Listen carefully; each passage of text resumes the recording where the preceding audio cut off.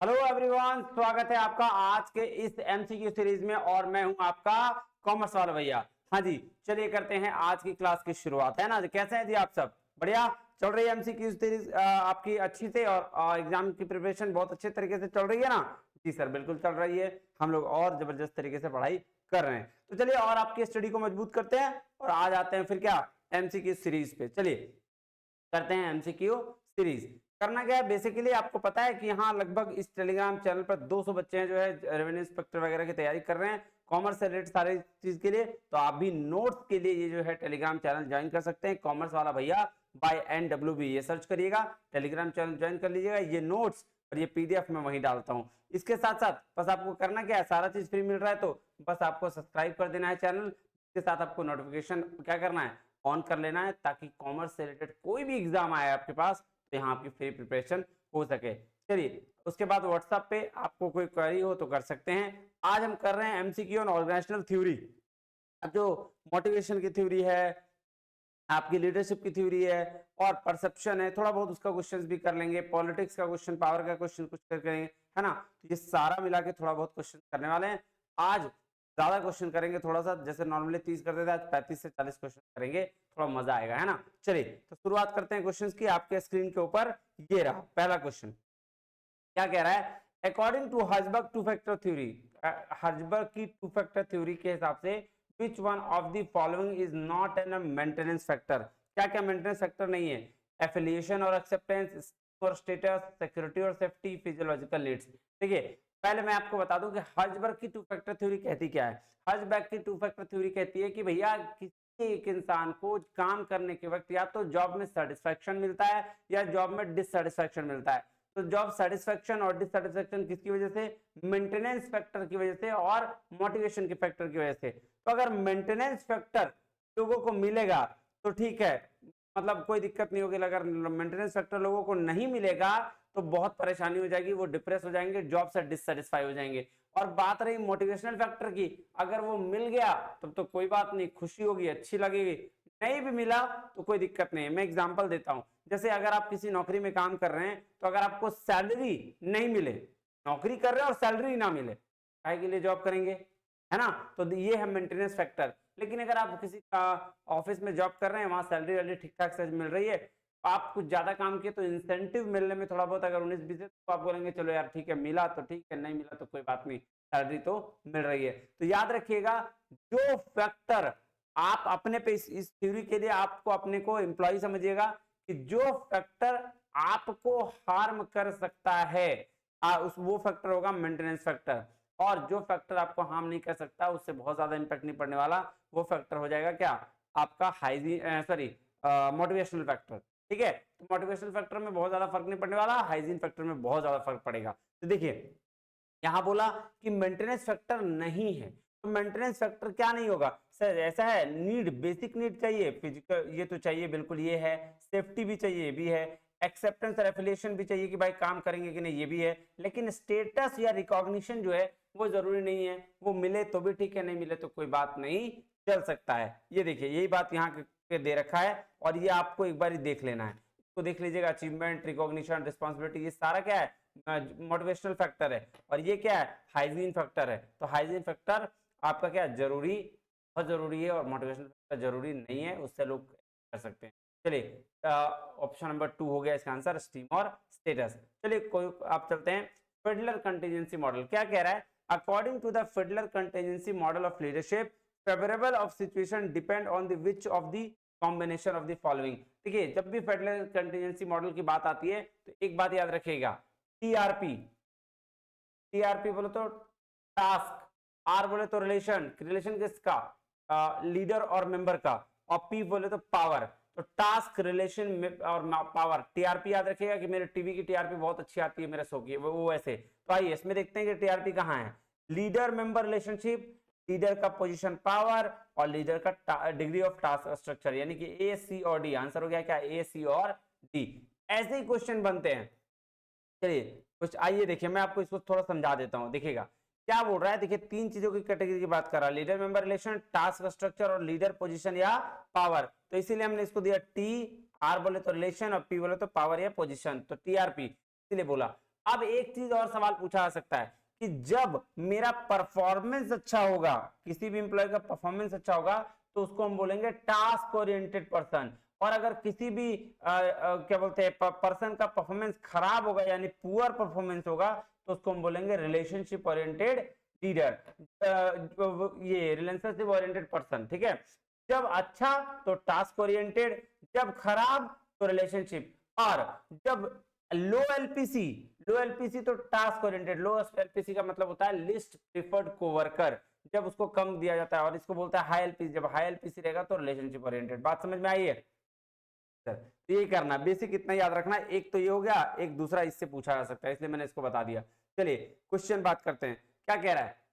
According to Hersey and Blanchard situational approach leadership participating style of leadership है। तो participating style of leadership के लिए आपको जानना पड़ेगा कि हर्से और ब्लैंचार्ड का सिचुएशनल अप्रोच कहता क्या है। पहले आइए मैं आपको यहां दिखाता हूं। देखिए इसमें चार चीजों की बात करी जाती है। टास्क, सबसे पहले किसका?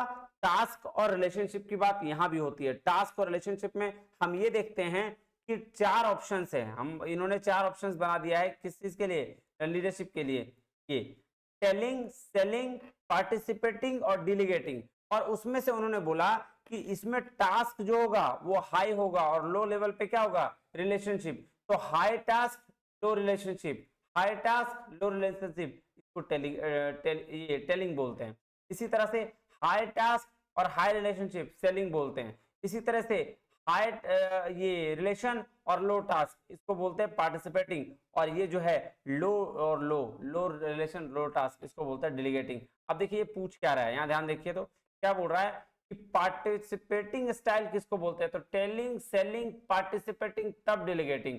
तो पार्टिसिपेटिंग में क्या था? रिलेशन हाई और आपका जो टास्क है वो लो है। देखिए लो टास्क और हाई रिलेशनशिप ओरिएंटेशन। बात समझ में आ रहा है? यही था इसका आंसर, है ना? तो इसको याद कर लीजिएगा, टेलिंग, सेलिंग, पार्टिसिपेटिंग और डिलीगेटिंग। ठीक है, यहां टास्क और यहां रिलेशनशिप। देखिए यहां पे टास्क क्या है? यहां पे टास्क टेलिंग में हाई है और यहां लो है रिलेशनशिप। टेलिंग में बात करें तो दोनों हाई है, और डिलीगेटिंग में बात करें तो ये हो जाता है लो और ये हो जाता है हाई। और अगर सॉरी पार्टिसिपेटिंग में और डिलीगेटिंग में तो दोनों का दोनों लो आएगा। देख रहे हो? ऐसे याद कर लेना। चलो ये चार्ट उतार लेना और इसको याद कर लेना। ठीक है, चलो नेक्स्ट चलते क्वेश्चन पे। कह रहा है which one of the following is not true about an employee centered as a identified Michigan researcher। तो जब आइडेंटिफाई मिशिगन रिसर्चर ने ना दो बात यहां भी कही थी, इन्होंने जॉब सेंटर्ड और एम्प्लॉय सेंटर्ड की बात करी थी। क्या कहा था कि जो जॉब सेंटर्ड लोग होंगे वो काम पे ज्यादा ध्यान देंगे, जो जॉब सेंटर्ड होंगे वो काम पे ज्यादा ध्यान देंगे, वर्किंग स्टैंडर्ड्स पे ध्यान देंगे, वो फोकस करेंगे। लेकिन जो आपका एम्प्लॉय सेंटर्ड होंगे वो क्या करेंगे? सबऑर्डिनेट को ह्यूमन बीइंग की तरह ट्रीट करेंगे, मतलब पर्सनली ध्यान देंगे, ह्यूमन रिलेशन चीजों पे ज्यादा ध्यान देंगे। पूछा क्या है? Not true about an employee centered relation. तो एम्प्लॉय सेंटर में मतलब पर्सन के लिए ध्यान देना है। आइए अब treat subordinate as a human beings, तो ये बिल्कुल सही है, तो ये तो इसका आंसर नहीं होगा, इसका ये ट्रू है, नॉट ट्रू पूछा है। तो concern for their well being, ये भी ट्रू है, नॉन ट्रू है। Focus on work standard and close supervision, ये गलत है, क्योंकि ये जो है वो एम्प्लॉय नहीं टास्क सेंटर की बात कर रहा है। ये क्या किसकी बात कर रहा है? Task centre. तो आंसर हो जाएगा सी। आइए अब इसको मैं आपको समझा देता हूं।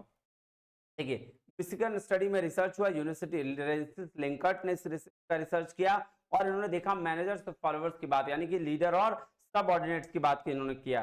तो उन्होंने बताया कि जॉब सेंटर होते हैं और एम्प्लॉय सेंटर होते हैं। जो जॉब सेंटर्ड होंगे ना वो सबऑर्डिनेट क्या करेंगे? वर्क पे ध्यान देंगे, एक्सप्लेन करेंगे वर्क को, प्रोसीजर्स को, ये सब पे चीज पे ध्यान देंगे। लेकिन जो एम्प्लॉय सेंटर्ड होंगे ना वो एक साथ ग्रुप को लेकर चलेंगे, उसके इमोशंस की कदर करेंगे, उसके फीलिंग मतलब वो उसकी ह्यूमन रिलेशन एस्पेक्ट को पूरा देखेंगे। ये बात है, इसीलिए इसमें यहाँ पे हमने सी ऑप्शन रखा कि यहाँ जॉब सेंटर की बात करी जाती रही थी, यहाँ की एम्प्लॉय सेंटर। बात समझ में आ गया जी सर?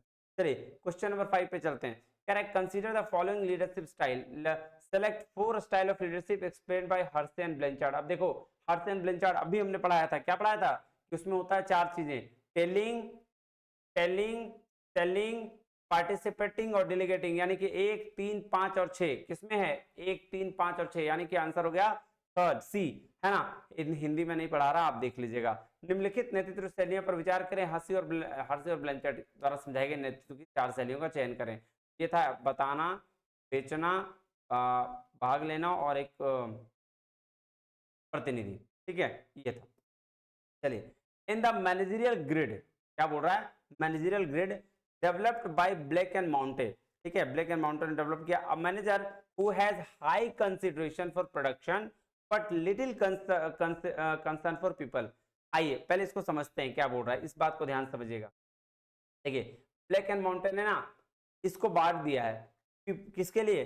फीचर्स बना दिया। बोला क्या था? देखो एक काम है, ऑर्गेनाइजेशन पीपल भी होते हैं, ऑर्गेनाइजेशन में टास्क भी होता है। तो हम क्या करते हैं? हम नंबर्स देते हैं, हम उसको मार्क करते हैं। पीपल पे अगर हम ज्यादा ध्यान देंगे तो क्या होगा? इम्पैक्ट। और अगर हम कंसर्न करेंगे टास्क पे तो क्या होगा? इम्पैक्ट। तो और या फिर दोनों में दोनों हम कम ही ध्यान देंगे तो क्या होगा? या एक पे ज्यादा और एक पे कम ध्यान देंगे तो क्या होगा? दूसरे पे ज्यादा और पहले पे कम ध्यान देंगे तो क्या होगा? इसीलिए इन्होंने 5 स्टाइल बनाया। 5 स्टाइल में क्या हुआ? उन्होंने बोला एक काम करते हैं, हम ना पीपल पे भी 1 नंबर देते हैं, यानी कि ध्यान बिल्कुल भी नहीं देते हैं, और कंसर्न यानी कि टास्क पे भी बिल्कुल भी ध्यान नहीं देते हैं। तो एक एक में दोनों पे ध्यान नहीं दिया, अवॉइड किया। तो यहाँ पे क्या हो रहा है? मैनेजमेंट में ब्लेम गेम चल रहा है। अरे तुम क्यों नहीं किया, उसकी वजह से हम नहीं किए, तो उसकी वजह से वो नहीं हुआ। यहाँ ब्लेम गेम चल रहा है। और इसी ब्लेम गेम यानी कि 1-1 जहां पे हो, पीपल के लिए कंसर्न एक हो और टास्क के लिए भी कंसर्न एक हो, उसको बोला जाता है इम्पोवरिश्ड मैनेजमेंट। क्या बोलते हैं? इम्पोवरिश्ड मैनेजमेंट। ये पूछ लिया जाएगा कि एक दिया गया है तो ब्लैक एंड माउंटेन मॉडल के हिसाब से तो उसको क्या बोला जाता है, या इम्पोवरिश्ड में क्या बोला जाता है, ऐसे पूछ लिया जाएगा। या ये भी पूछ लिया जाएगा कि कंसर्न पीपल के लिए हाई लो है और टास्क के लिए भी लो है। टास्क यहाँ प्रोडक्शन की बात करी जा रही है, टास्क में क्या बात करी जा रही है? प्रोडक्शन की, ठीक है। तो पीपल के लिए भी लो कंसर्न है और आपका प्रोडक्शन के लिए भी लो कंसर्न है, तो कौन सा होगा? तो इसको बोलते हैं आपका इम्पोवरिश्ड मैनेजमेंट या 1-1 मैनेजमेंट, ठीक है। चल, दूसरा उसी तरह से कि भैया पीपल के लिए ज्यादा कंसर्न है, पीपल के लिए हाई कंसर्न है, और जो टास्क है यानी प्रोडक्शन है उसके लिए लो कंसर्न है। पीपल के लिए ज्यादा, टास्क के लिए कम। इसको बोलते हैं कंट्री क्लब मैनेजमेंट या 9:1 का मैनेजमेंट। क्या बोलते हैं? कंट्री क्लब मैनेजमेंट या 9:1 का मैनेजमेंट। उसके बाद बोला पीपल के लिए एकदम ध्यान नहीं देना है, काम पे ध्यान देना है। तो जो काम पे ध्यान देता है कंसिस्टेंटली, उसको क्या कहा गया? उसको कहा गया 1-9 मैनेजमेंट। मतलब पीपल के लिए 1 और जो आपका क्या है टास्क के लिए उसको बोला गया 9। तो 1 और 9 आ जाएगा यहाँ पे। उसके बाद आ जाइए टीम मैनेजमेंट। टीम मैनेजमेंट में क्या है? टीम मैनेजमेंट बोला 9-9 पे ध्यान देना है, पीपल और कंसर्न पे दोनों पे ध्यान देंगे तो उसको टीम मैनेजमेंट कहा गया। और मिडिल ऑफ द रोड कहा गया जब हम एवरेज की बात करते हैं कि एवरेज देख के चलें तो 5-5 आ गया, तो इसको मिडिल ऑफ द रोड कहा गया है। बात समझ में आई? अब आइए ऊपर टीम मैनेजमेंट। अब आइए ऊपर में बोला, क्या बोला? High consideration for production. Production के लिए क्या कहता है? High consideration. और लिटिल कंसर्न फॉर पीपल। तो हम कैसे देख रहे हैं? पहले पीपल था फिर प्रोडक्शन था, तो लिटिल कंसर्न किसके लिए है? हाई कंसिडरेशन फॉर प्रोडक्शन, यानी कि 9 नंबर इसको दे दो। और लिटिल कंसर्न फॉर पीपल कितना था? 1 और 9। आंसर क्या है? 9 और 1। 1 मिनट, तो 9 और 1 9 कर लेना, ये आंसर आपका बी होगा, बी होगा, ठीक है। चलिए, अगर बी नहीं भी होगा तो अगर इस स्पेक्ट से देखा जाए कि हाई कंसिडरेशन किसका था? पीपल का 9 और प्रोडक्शन का 1, ठीक है। ये जैसे पूछा है वैसे ही हम इसका आंसर करते हैं। जैसे हाई कंसिडरेशन किसके लिए? प्रोडक्शन के लिए है, ठीक है, तो हम दे देते हैं 9, ठीक है, ये 9 यहां कर दिया। But little concern for people, people के लिए कंसर्न क्या है? तो 9 1 आंसर, इसीलिए सी होगा, ठीक है। चलो मैं इसको दिखा देता हूं। बात सी आंसर बिल्कुल सही है। वो जैसा पूछा रहेगा हम वैसा आंसर करेंगे, है ना। हमें पता है लो कंसर्न के लिए 1 होता है और हाई कंसर्न के लिए 9 होता है। तो जैसा अगर हमें बोलेगा कि प्रोडक्शन पहले, तो हम पहले प्रोडक्शन मान लेंगे, और पहले यहाँ पे क्या कहते हैं पीपल बोलेगा तो पहले पीपल मान लेंगे। अगर एकदम सेम एग्जांपल लेते हैं, यहाँ पे अगर बोल देता कि भैया पीपल के लिए ज्यादा है और कंसर्न किसके लिए लेना है? कंसर्न लेना है इसके क्या बोलते हैं आपका लो कंसर्न किसके लिए लेना है? लो कंसर्न प्रोडक्शन के लिए लेना है, तो आंसर हो जाता है 1 9। क्या हो जाता? 1 9। ठीक है, तो वो अपने हिसाब से जैसा क्वेश्चन आपसे कहेगा वैसा आपको करना है। तो यहाँ जो क्वेश्चन कह रहा है भैया प्रोडक्शन हाई लेना है किसके लिए, आपका इसके लिए प्रोडक्शन के लिए, और पीपल के लिए कम लेना है, तो पीपल के लिए 1 ले लेंगे और प्रोडक्शन के लिए 9 ले लेंगे। ठीक है, ये चलिए नेक्स्ट चलते हैं क्वेश्चन नंबर 7 पे। क्वेश्चन नंबर 7 क्या कह रहा है, ये लो आ गया, दोनों सेम क्वेश्चन आ गया। अब देखो यहाँ पे भी सेम आएगा, क्या आएगा, managerial grade the managers who have little और no concern for production, production के लिए एकदम कंसर्न नहीं है, मतलब 1, ठीक है, और किसके लिए, but are concern only for, और कंसर्न सबसे ज्यादा किसके लिए, पीपल के लिए, तो 1-9, ये देखो 1-9 यहाँ पे, तो 1-9 कर लो, इसका आंसर गलत आएगा। कितना है answer, no concern for production, no concern for production, हाँ प्रोडक्शन के लिए कितना है 1 और 9, इसको 1-9 कर लो। चलो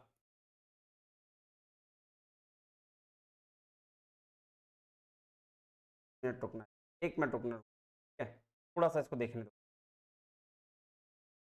अगर वो सही है तो ये गलत होगा, बात कर रहा है ये concern for the people, concern for the task, people and task, तो अगर पहले पीपल होगा तो 19, क्या बोला है कंसर्न फॉर प्रोडक्शन, और फिर बोला है यहाँ भी प्रोडक्शन और फिर पीपल, प्रोडक्शन और पीपल पे आ रहा है,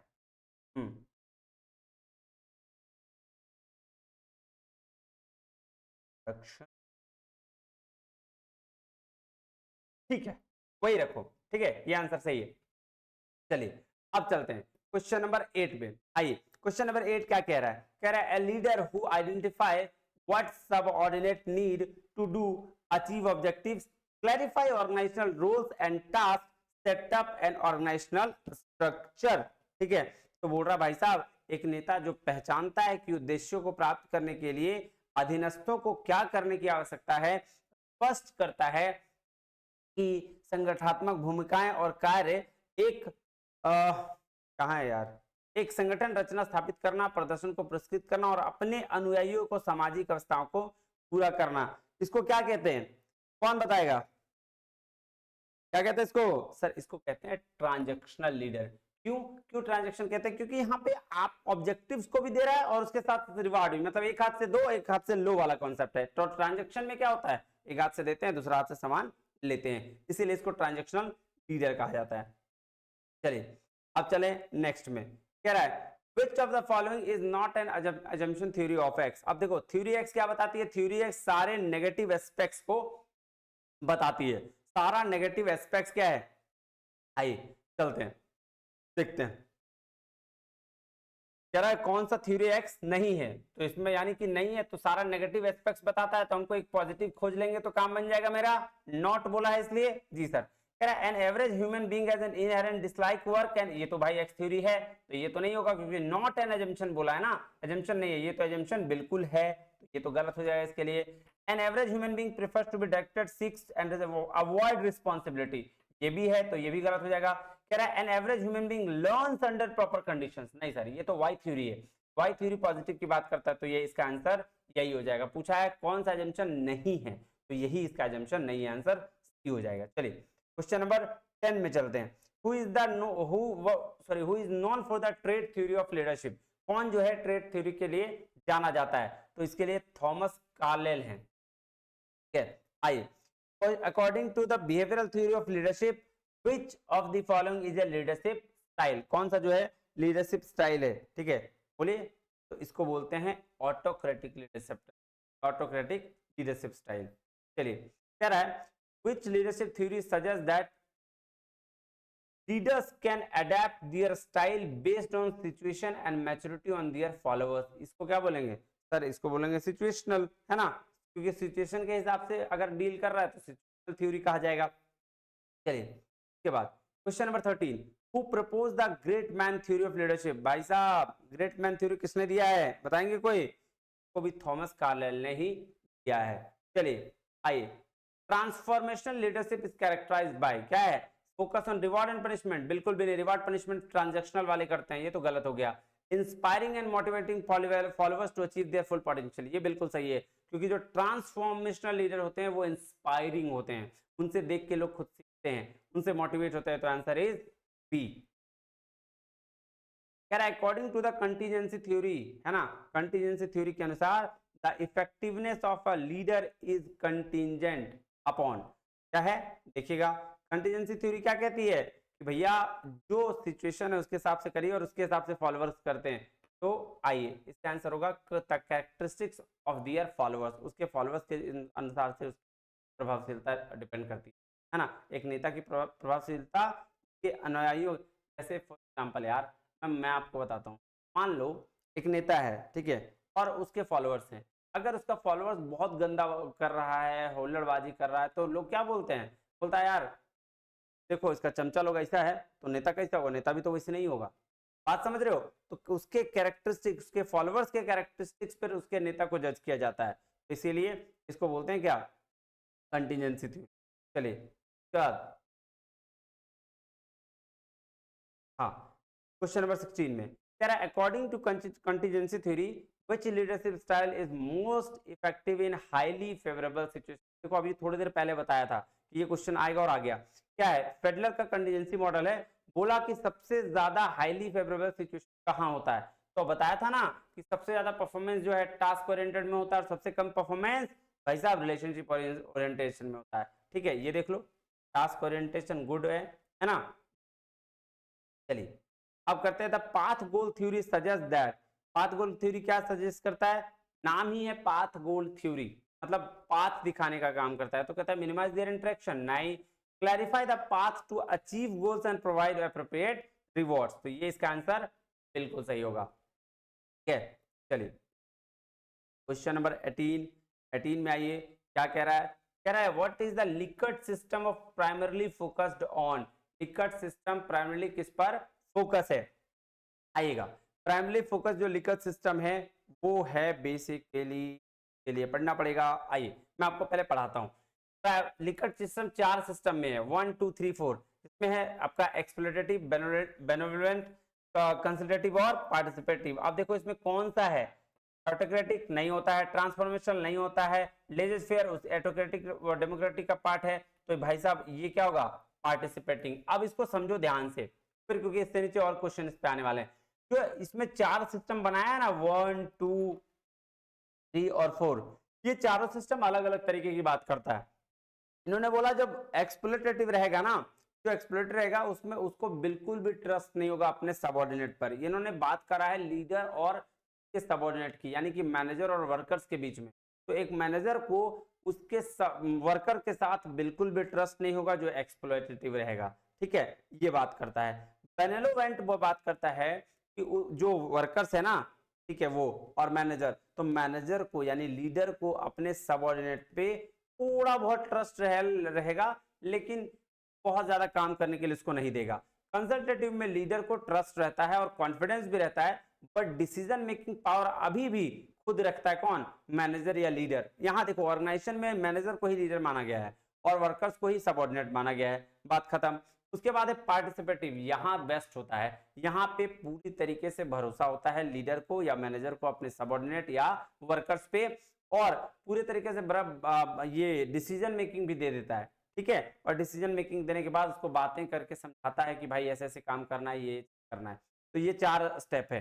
अब आइए नेक्स्ट क्वेश्चन में क्या बोल रहा है, according to McGregor theory X employees are generally believed to be, X theory में भैया क्या होता है, एक्स थ्योरी नेगेटिव चीज को दिखाता है, याद रखिएगा एक्स वाई थ्योरी में जितना भी एक्स थ्योरी होगा वो नेगेटिव एस्पेक्ट्स को दिखाएगा।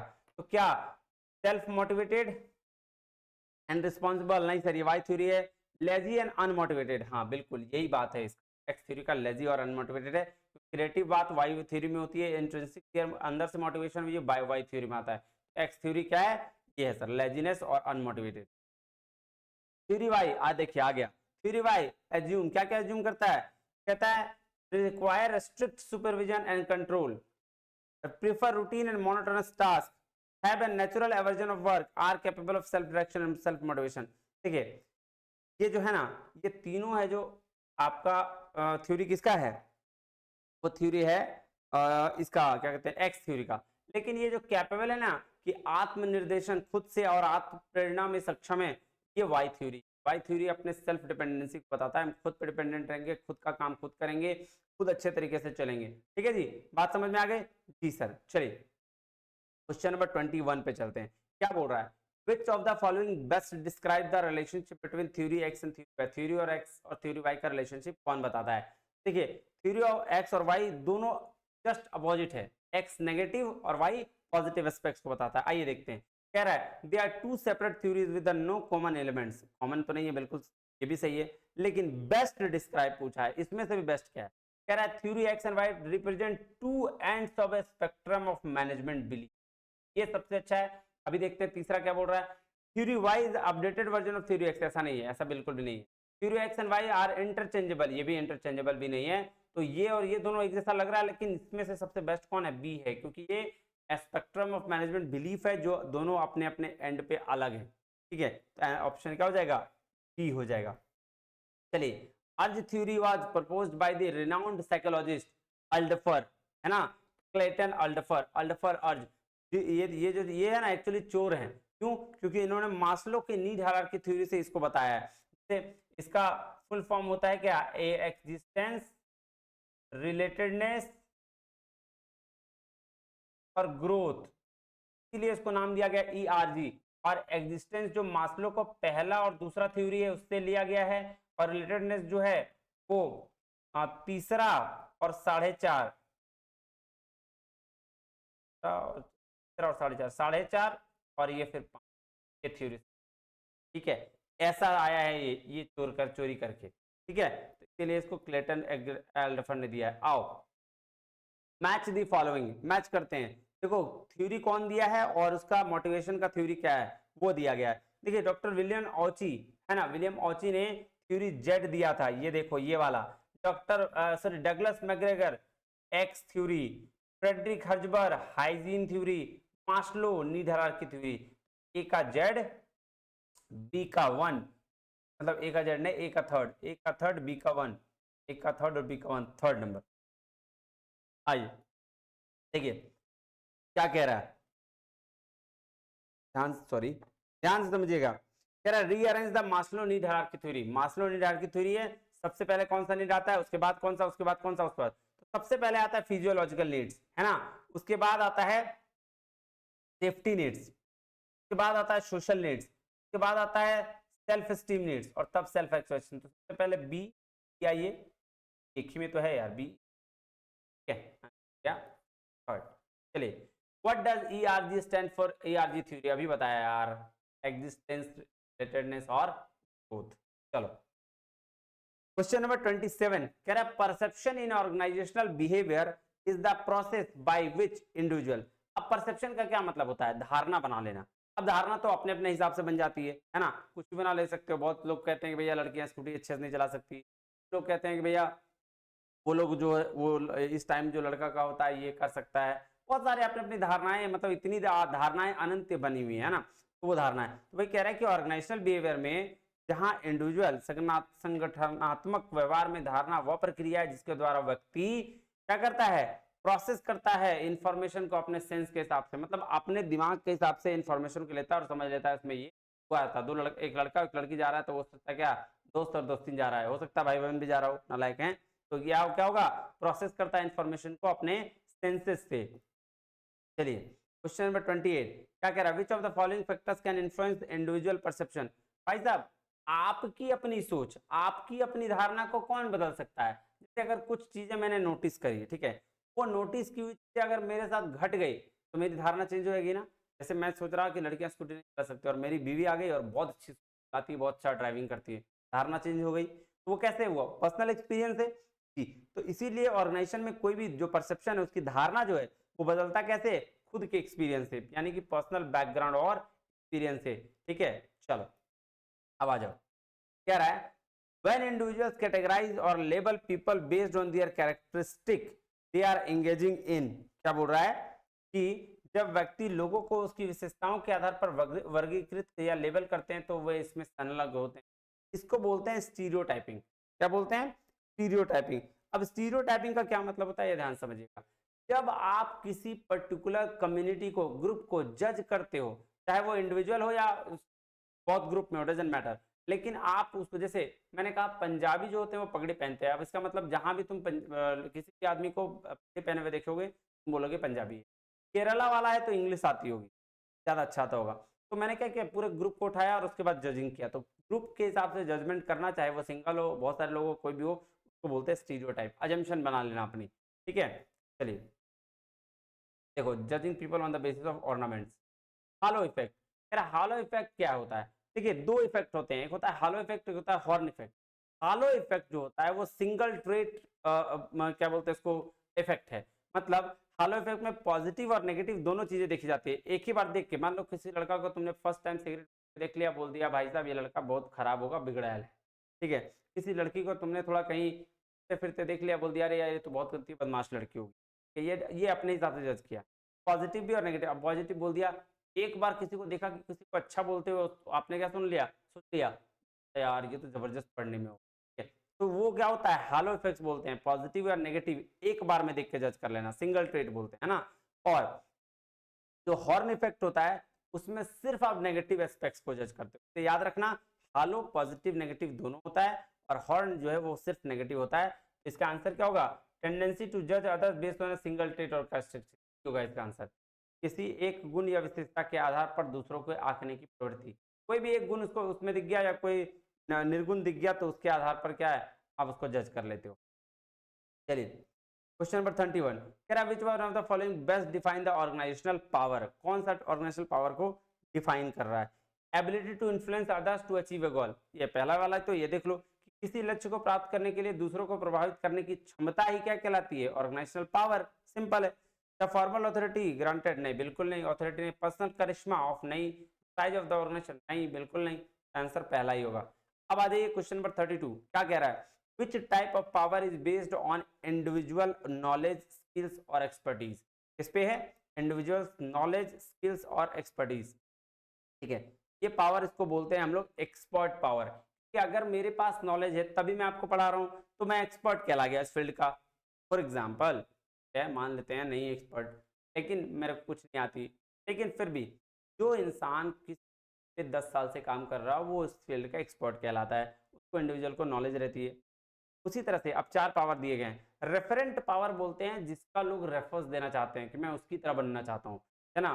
पीजे अब्दुल कलाम, बड़े बड़े जिसको जिस तरह बनना चाहते हो, रेफरेंट पावर उसको बोलते हैं। कुर्सी पावर धमका उमका के देते हैं, लगा लो, ए चल दे, नहीं तो मार दूंगा। फिर रिवॉर्ड पावर बोलते हैं जब मैनेजर आपके रिवॉर्ड को रोकने की कैपेसिटी रखता है, रिवॉर्ड पावर। इसका आंसर क्या था, रिवॉर्ड पावर। चलिए क्वेश्चन नंबर 33, कह रहा है which of the following in an example of organisational politics. अब ऑर्गेनाइजेशनल पॉलिटिक्स का एग्जांपल क्या है, क्या ट्रांसपेरेंट, अरे यार ट्रांसपेरेंट कम्युनिकेशन कब से पॉलिटिक्स होने लगा, पारदर्शी, गलत है। इथिकल डिसीजन मेकिंग, ये भी गलत है। ऑफिस गॉसिप्स एंड, हाँ यही सही है। क्यों, क्योंकि आप ध्यान दो, जब भी हम लोग काम करते हैं किसी ऑफिस में काम करने जाते हैं, उसके बाद वहां की जो चीजें होती है, घर में आके किसी बात करते हैं, मस्त उड़ाते हैं किसी का, तो वो सब उसको बोलते हैं ऑफिस गॉसिप, गॉसिप और रूमर्स को बोलते हैं ऑर्गेनाइजेशनल पॉलिटिक्स। आंसर ये।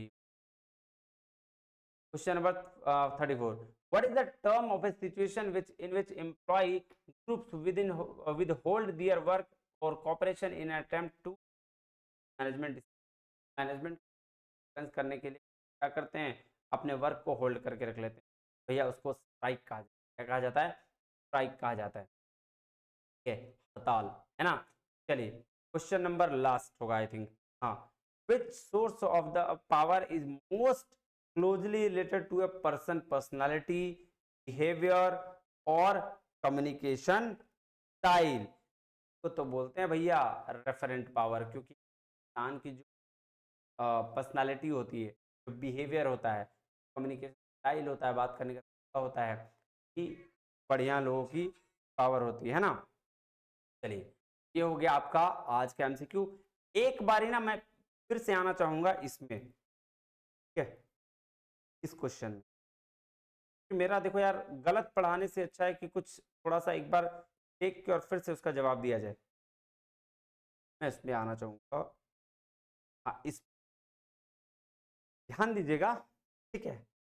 इस को मैं फिर से मिटा देता हूं और ध्यान से देख और क्वेश्चन करेंगे आप। कंसर्न फॉर पीपल पहला ऑप्शन रहेगा, आपको ध्यान देना है। कंसर्न पीपल पे हम पहले देखें और कंसर्न फॉर टास्क बाद में देखें, बस इतना ही ध्यान देना। अब आइए क्वेश्चन।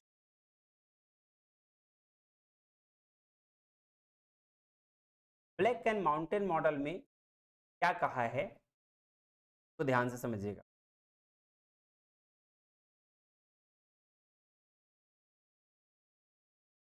क्या कहा है?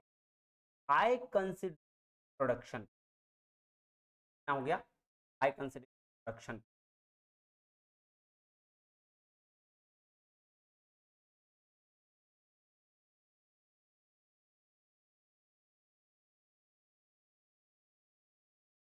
आ रहा है? हाँ, हाई कंसिडरेशन प्रोडक्शन पर, यानी कि प्रोडक्शन कहाँ आता है? कल यहाँ है और प्रोडक्शन यहाँ है, इसी रेशियो पे बात करते हैं हम हमेशा। यहाँ पे देख लो, यही रेशियो है ना, पीपल और प्रोडक्शन। ठीक है जी सर, पीपल और प्रोडक्शन यही रेशियो हम लेके चलेंगे हमेशा क्वेश्चन में, चाहे क्वेश्चन जैसा भी दिया हो, लेकिन हम कैसे लेके चलेंगे? इसी रेशियो पर, पीपल और प्रोडक्शन पे। अब देखो प्रोडक्शन कितना? 9 है, यहाँ रख दिए। Little concern for the people यहाँ रख दिए, 1:9 ये हो जाएगा यहाँ 1:9, यानी कि इसका आंसर हो जाएगा ये। अब आ जाओ दूसरा नंबर वाला क्वेश्चन, सेम वैसा ही रखेंगे, पीपल और प्रोडक्शन का जो जहां है बैठा देंगे। चलो क्या बोला? हु हैव लिटिल और no concern for production, production के लिए बहुत कम कंसर्न है। बोला but concern only for people, people के लिए ज्यादा है। क्या हो गया? 9:1, क्या हो गया? 9:1, यानी कि ये वाला। ठीक है, देखो कोई चीज होती है ना, कभी कभी दिमाग में चलता नहीं है, ठीक है, तो इसीलिए आराम से। तो आपको हमेशा जब भी आप पढ़ो तो आपको ये ध्यान रखना है, पीपल एक साइड लिख दीजिए और प्रोडक्शन एक साइड लिख दीजिए। ठीक है, अब अगर पीपल ज्यादा बोलेगा तो 9 यहाँ, और प्रोडक्शन कम तो 1 यहाँ। अगर पीपल बोला कम तो यहाँ, प्रोडक्शन ज्यादा तो 9 यहाँ। फिर बोला पीपल भी ज्यादा और प्रोडक्शन भी ज्यादा तो 9। फिर बोला मान लो प्रोडक्शन भी कम पीपल भी कम तो यहाँ, और बोला मिडिल ऑफ द मैनेजमेंट यानी कि बराबर बराबर तो ये। अब देखो एक एक को कहा गया था इम्पोवरिश, है ना, तो मिडिल ऑफ द मैनेजमेंट, इसको कहा गया था टीम मैनेजमेंट, इसको कहा गया था टास्क मैनेजमेंट, और इसको कहा गया था इम्पोवरिश। बात समझ में चल के आ गया ना? थोड़ा टाइम लगता है, हो जाता है। चलो ठीक है, बस यही ध्यान रखना। Okay clear? चलिए फिर मिलते हैं अगले वीडियो में। बहुत बहुत धन्यवाद, थैंक यू वेरी मच, जय हिंद।